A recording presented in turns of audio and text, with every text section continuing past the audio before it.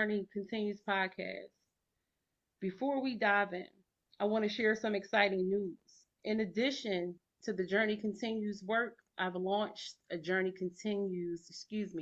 Consulting LLC, where I help individuals and organizations form nonprofits and LLCs.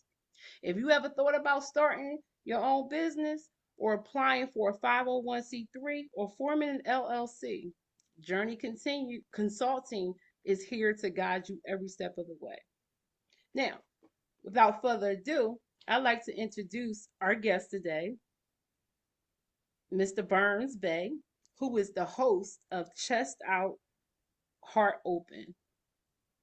Welcome, Mr. Barnes Bey. Hey, Or how who you would doing? you prefer me to call you? Because I always call you BB. You can call me whatever you want to call. Just don't call me late for dinner. You know that old saying. You can call me Barnes Bay, BB or whatever. Barnes Bey. Yeah, mostly everybody call me Barnes Bay. Been calling me that for the past 35 years. Okay. Prior to that, I had another couple of pronouns that I was known as that I no longer adhere to. Okay. So Barnes Bay is an honor. Okay, Barnes Bey. You want me to say Mister? You I'm don't have to say. messing. I'm messing with you. Okay, okay, Burns Bay. I'm picking. So today we have Burns Bay on, and he's going to discuss with you his process through navigating the recovery process. He's going to discuss that. He's going to tell us where he started from, how he got there, and what he's doing now. So the floor is yours, Burns Bay. Well, it was a start-stop process. It wasn't like, like a start and then it just continued on.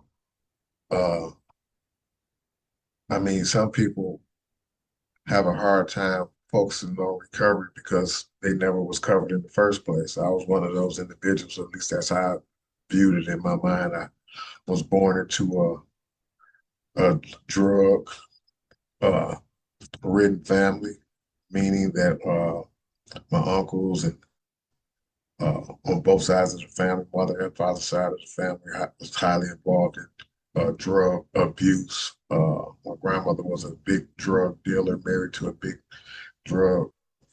I won't call him a kingpin, but he was selling a lot of dope. They had mansions, cars, So it was hard coming from a place, uh, childhood experience like that, and trying to actually live a pro-social life. So I had a lot of start-stop moments. Meaning I went to prison, and when I was in prison, I thought that the things that I learned in prison, the information that I learned in prison was going to straighten me out.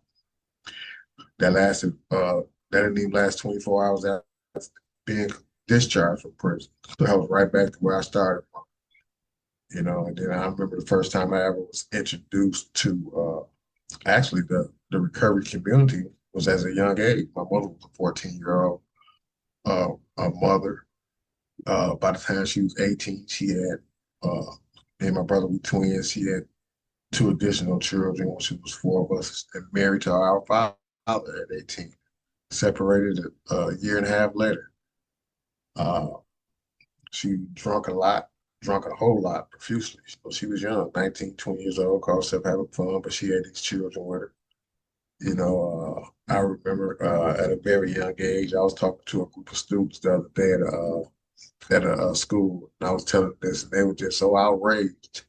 I said, "Yeah, my mother and her boyfriend, they gave me and my brother some joints and a small can of beer to relax us so they could go out and party." They was just outraged. They was like, "What?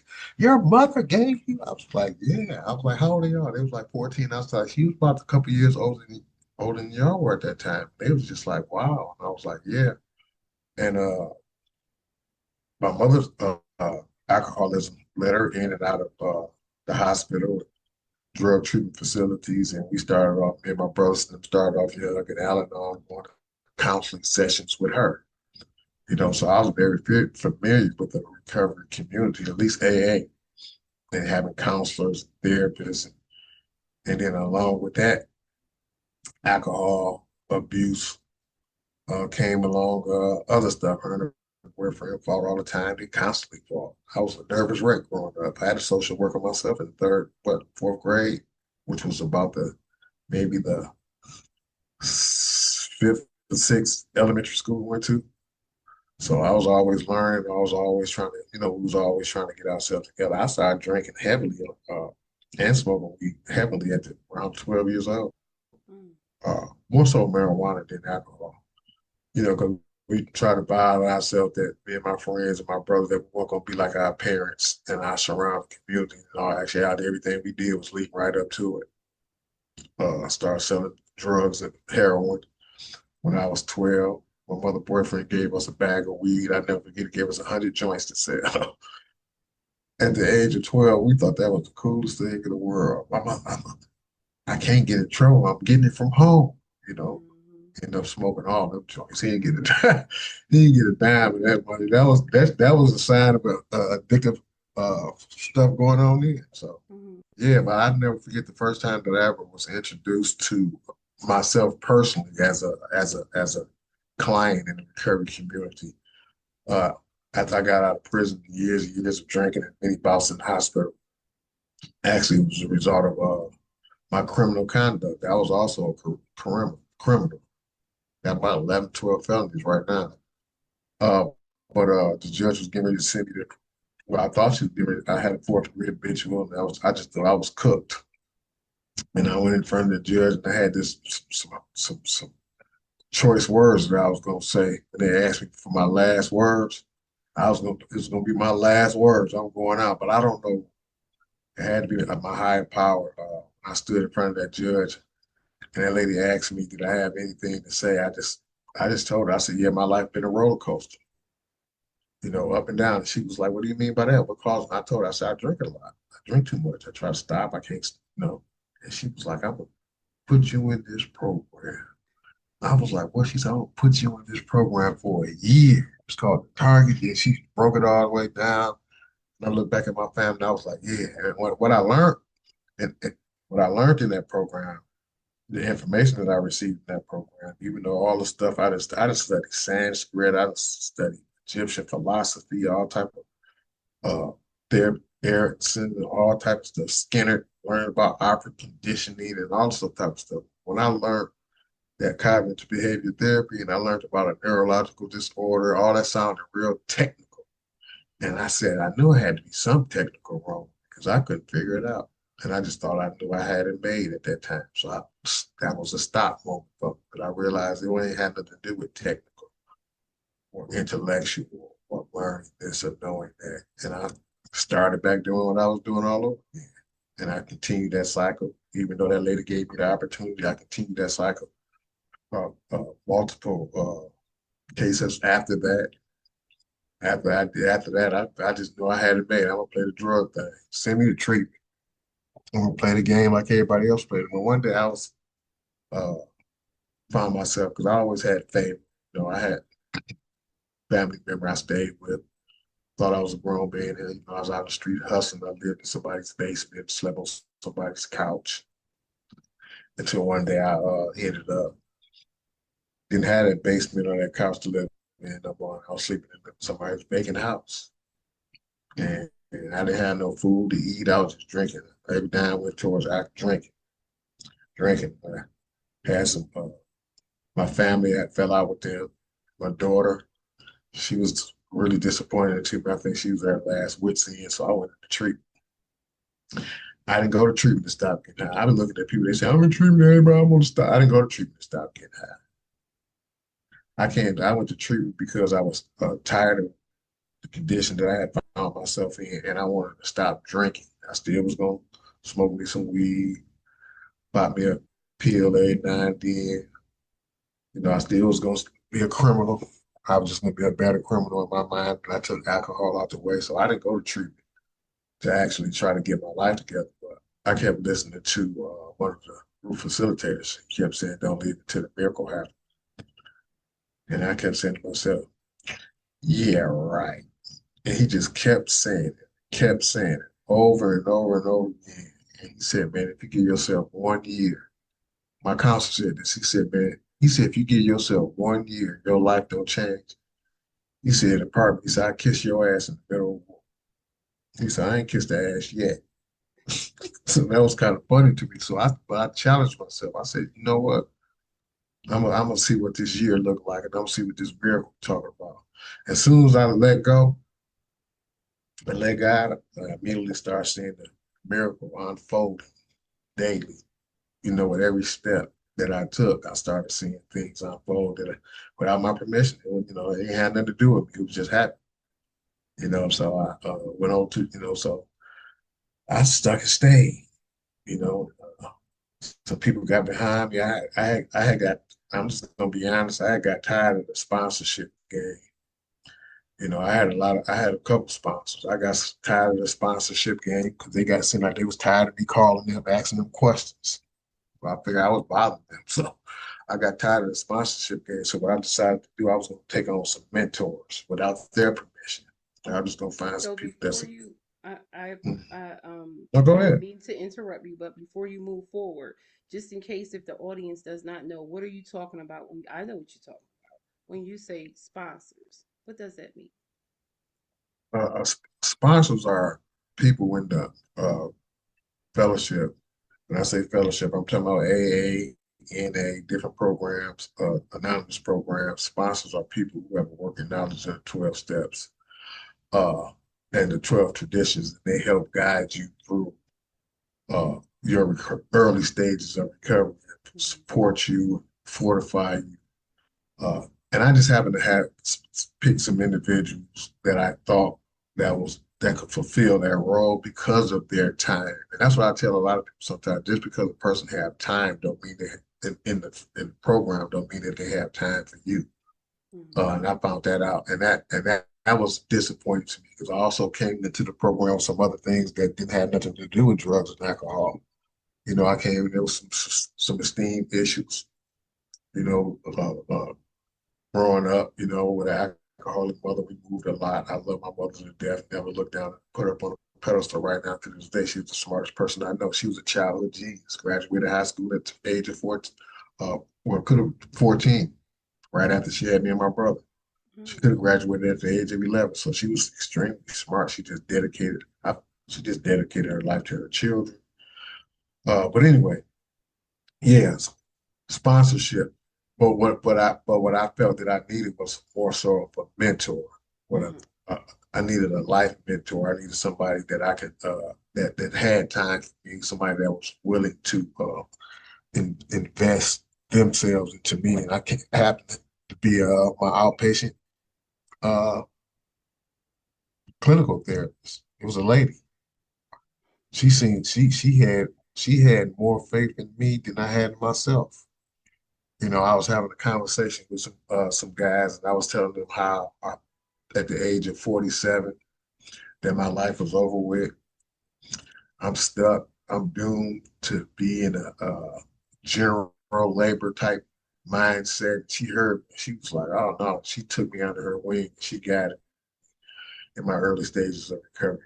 Matter of fact, she's the reason why I'm a recovery coach right now today. She was just trying to find something for me to do. She tried to get me to be a peer support specialist. She had me leading her group. She was going to get me involved in this community, one way or another. And as a result of her uh, faith in me, I started to believe in myself. I already knew I was a pretty intelligent guy. I knew I had organizational skills because of another organization that I was a leader and participant in. But I just inside, see, a lot of, I found out when you talk about this program, it says a spiritual program. A lot of people come from different religious backgrounds, and they start to get that kind of rooted with their religious thoughts. Oh man, I'm a Muslim, or I'm a this, and I don't believe they teaching biblical stuff. No, it says a spiritual program, meaning there's something going on that you can't see. So I realized it was an inside job. I have to go myself, and I started to muster up the assertiveness to speak up because I didn't speak like I speak. I speak in my religious setting, but I didn't speak up for myself in my personal life. So I started speaking to myself. I started enrolled in school, got a little more confidence. And, then I was, then my other mentor, Mr. Mike Johnson, came into my life, and me and him became really, really, really, really close. He helped guide me into being an elite recovery coach.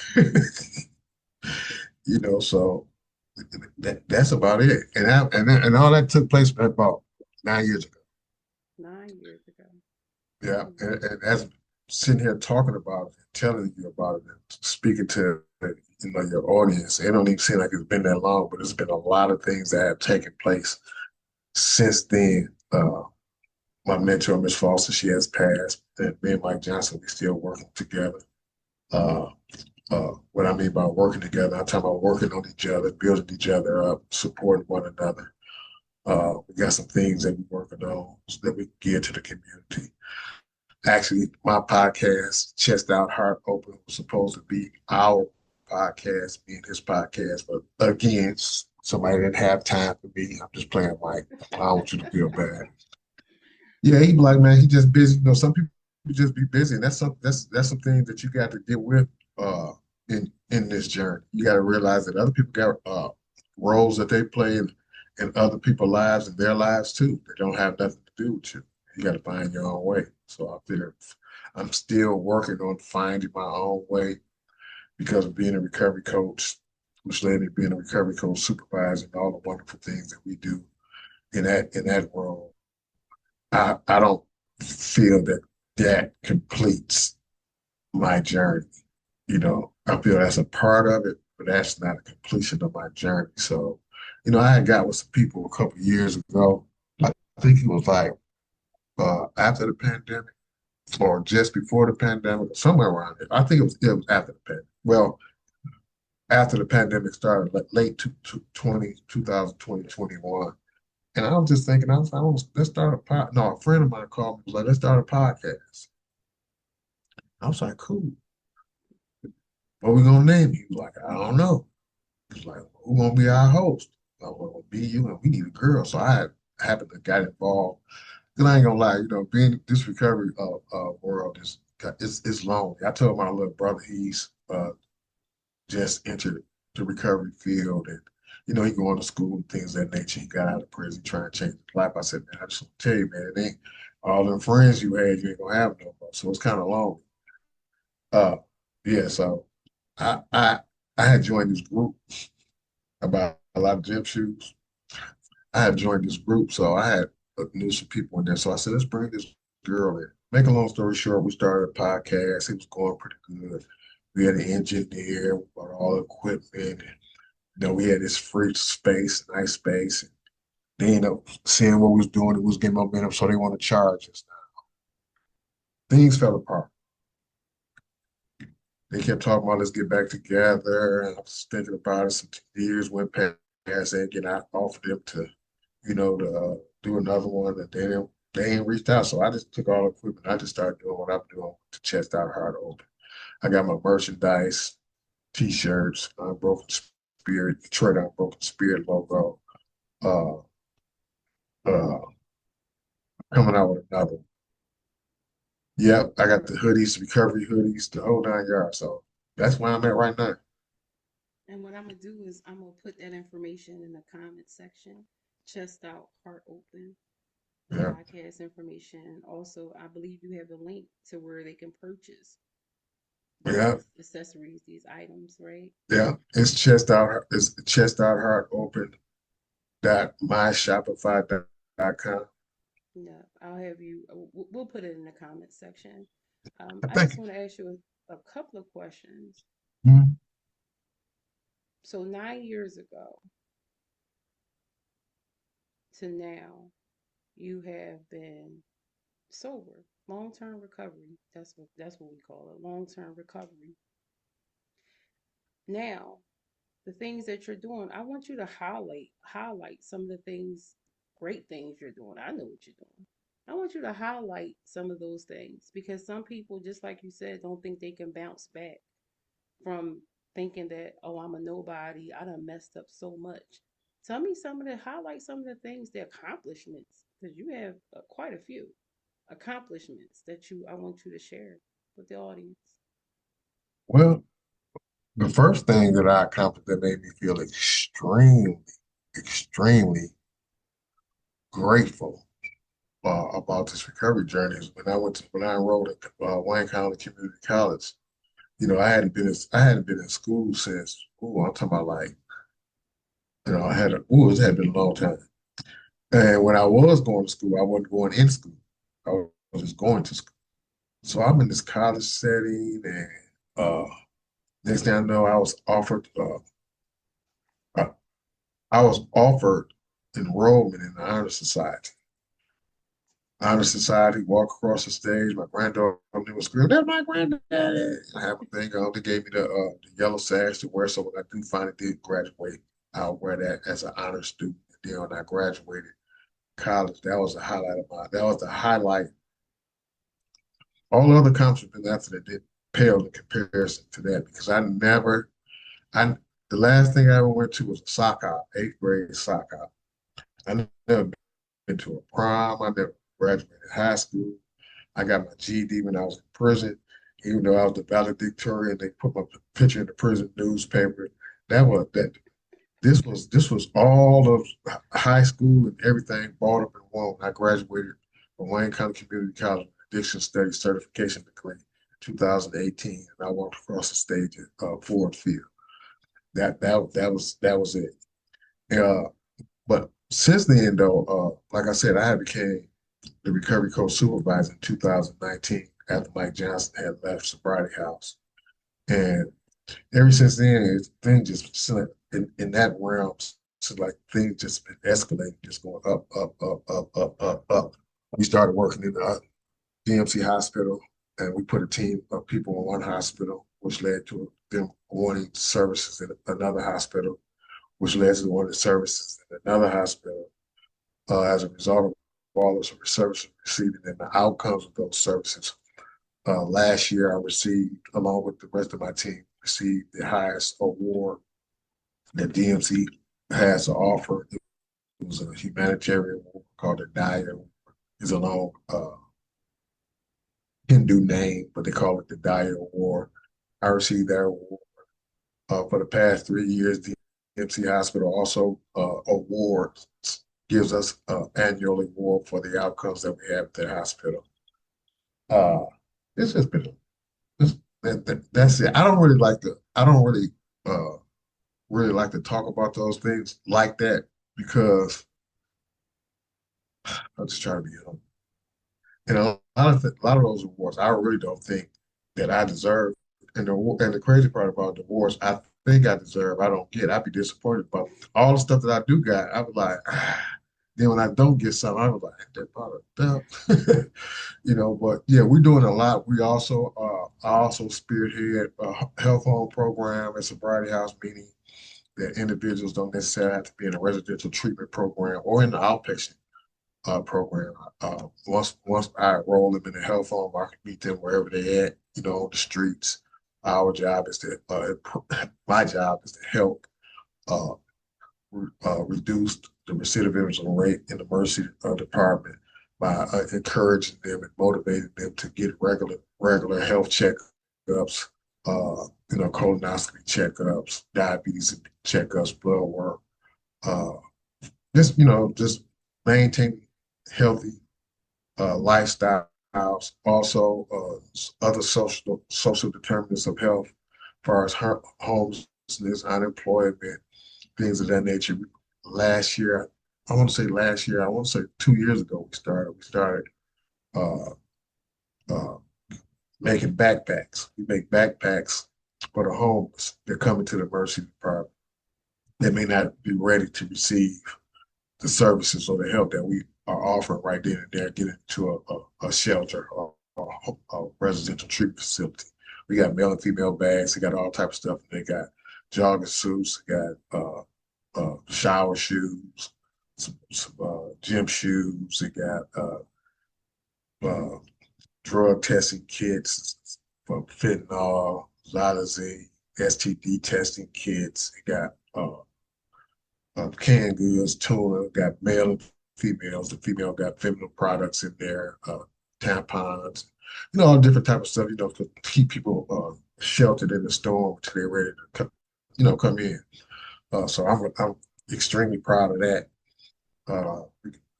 We also, we like I said, we be doing a lot. Oh, also we also got another program.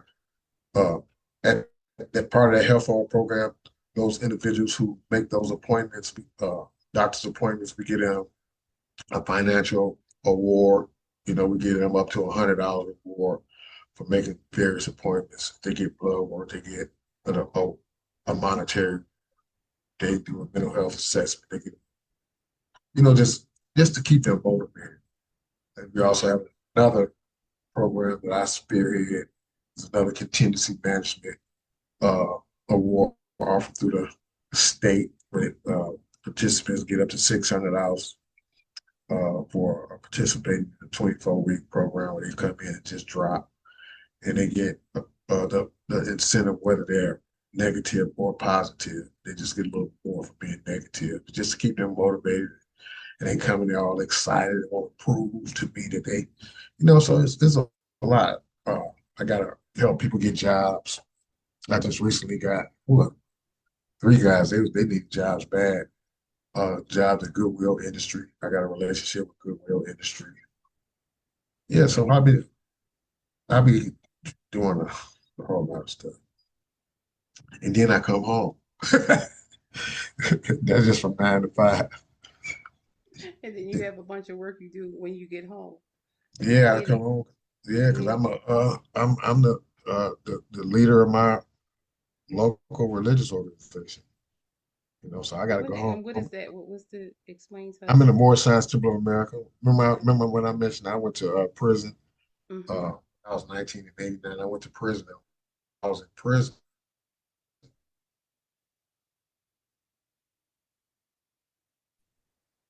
I need something. And I was introduced to a group of individuals who started to teach me the knowledge of self, the importance of nationality, the importance of having a deeper appreciation for womanhood. Uh, yeah, and knowing my role in society is not the role that has been painted throughout the history books.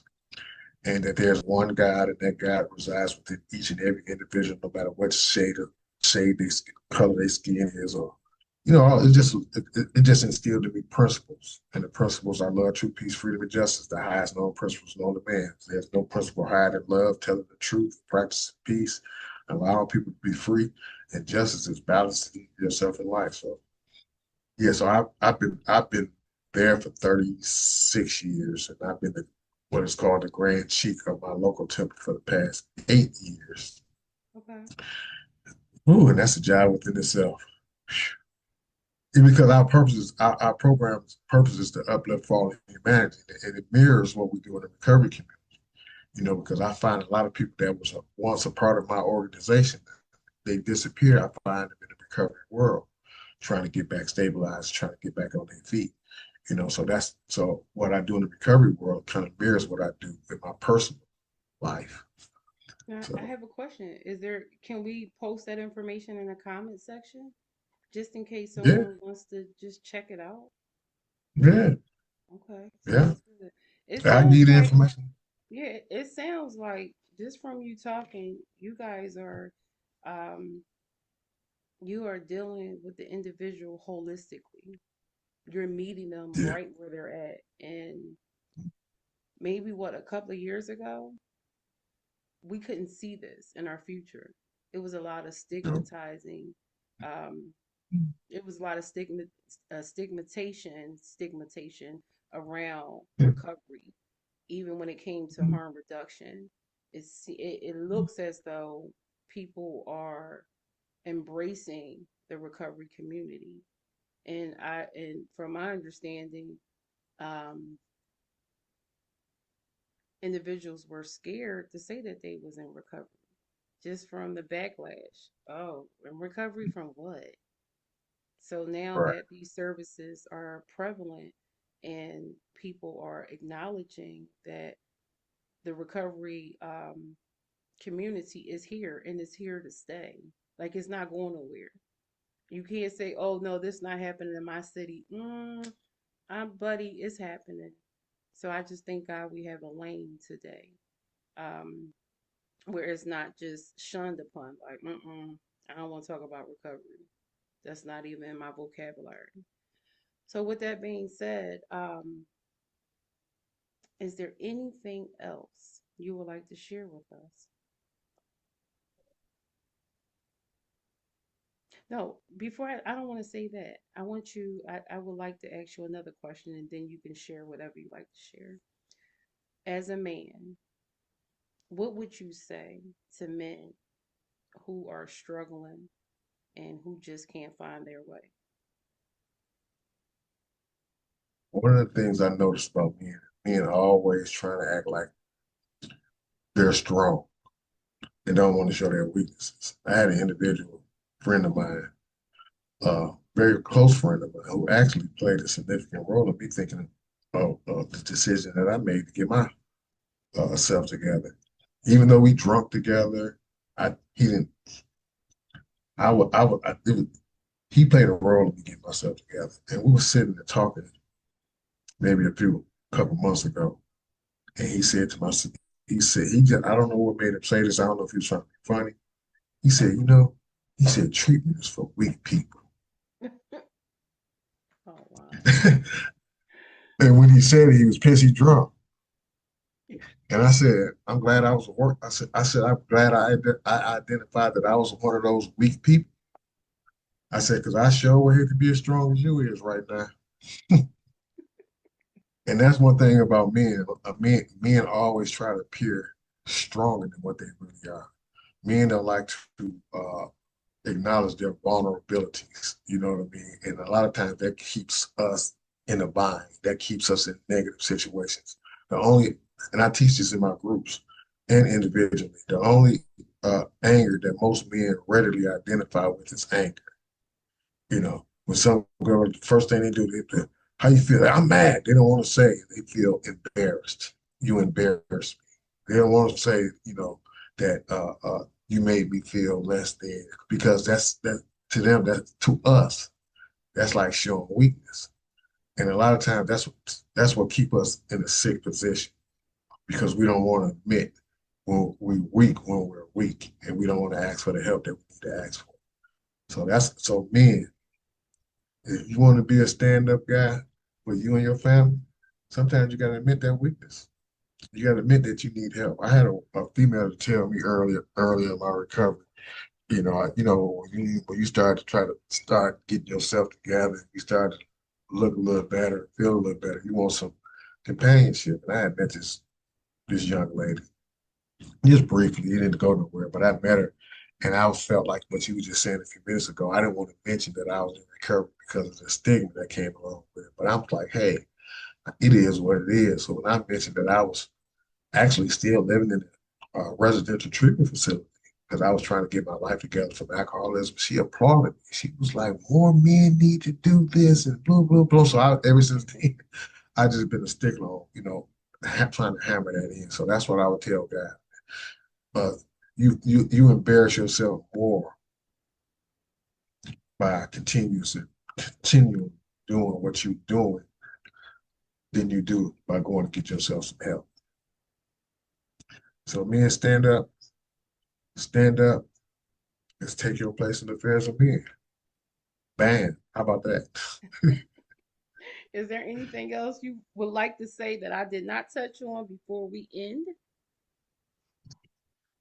Yep, you can check my podcast out on YouTube or my Facebook page, Chest Out Heart Open, every Sunday at 6 p.m. You can also purchase my merchandise on chestoutheartopen.myshopify.com. Reasonably priced. Support your boy. So there you have it. Mr. Barnes Bey, thank you for being a guest on the podcast. Um, I'm going to list all the information in the comments. And I just want to thank everyone for joining our conversation today. Again, if you're ready to take the next step with your nonprofit or business, reach out to me. at Journee Consulting LLC. We specialize in nonprofit formation, compliance. I'll post the contact information in the comments section. Let's build something impactful together. Until next time, family, we'll see you soon.